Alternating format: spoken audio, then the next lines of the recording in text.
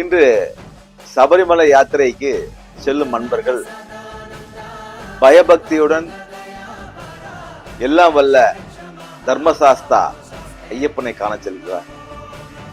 வீட்டிலே பூஜையிட்டு விளக்கேற்றி நான் வரும் வரை இந்த இல்லடத்தை காக்க வேண்டும் என்று சொல்லி கருப்பனுக்கு தேங்காய் உடைத்து செல்லும் இந்த நேர்த்தி கடன் நீங்கள் வரும் வரை கருப்பன் காத்து நிற்கா என்று தானே அர்த்தம், தானே உண்மை. அப்போ அன்னைக்கு மட்டும் காத்து நிக்கல. இது சின்ன ஒரு விஷயம் என்னன்னா, காட்டுல இருக்கிற சாமி வந்து நாட்டுல இருக்கு, நாட்டுல இருக்கிற சாமி காட்டுல இருக்கு. இவ்வளவுதான். காட்டுல இருக்கக்கூடிய கருப்பணசாமி நம்ம நாட்டுல வந்து நம்மளை காத்து கொடுக்குறாரு. ஆனா அந்த நாட்டுல இருக்கக்கூடிய யாரு ஐயப்பன் காட்டுல இருக்காரு.